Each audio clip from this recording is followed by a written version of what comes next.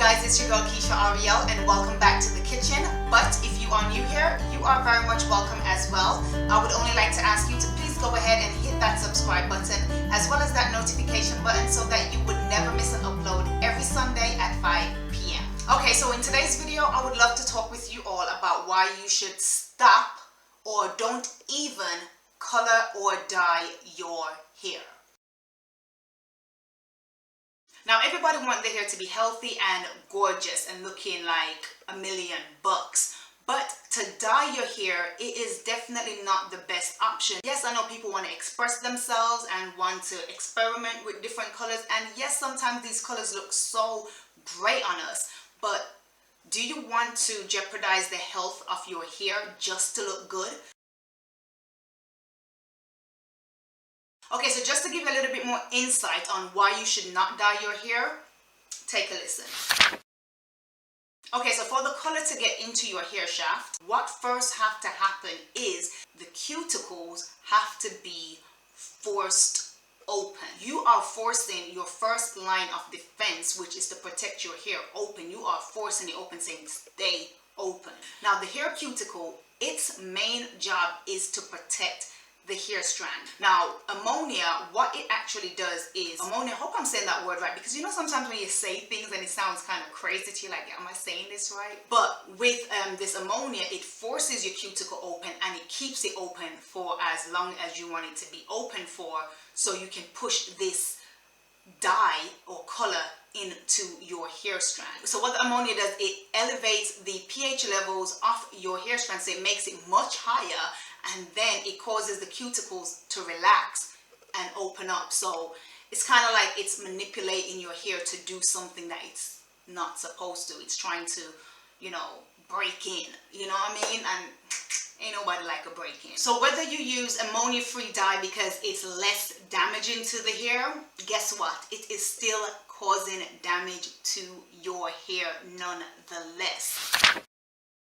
Okay, so now for those who actually use peroxide on top of that, depending on what color you're going for or whatever it is, you are now putting peroxide into your hair strand. So you force the cuticle open and now you're putting in bleach into your hair strand to strip away the natural pigment, which is melanin, from your hair strands. As we know, melanin is the dark pigment in our bodies. It gives us our eye color, our hair color, and our skin color.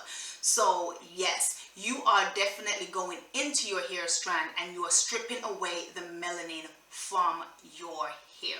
So for those who don't use peroxide in your hair, yes, you know, it's probably not damaging your hair as bad, but at the same time, it is still damaging your hair because it is now allowing for something that is not natural to come into your hair strand and live there. I mean, I don't know if that don't sound crazy to you, but even me saying it back, like while I'm recording this, I'm like, that just sounds so crazy. Like, why did I want to do that to my hair? Just strip it away. That's just like, you know, stripping away. Some people do it, stripping away the natural color of their eyes to put like a red color in there. Like, why would you do that? It doesn't even sound normal. Like, so on top of damaging your hair, the peroxide is drying out your hair. It contributes to dryness. It contributes to everything bad. So you might as well don't even go there, okay? So what happens after you open up the cuticle and then the color goes in?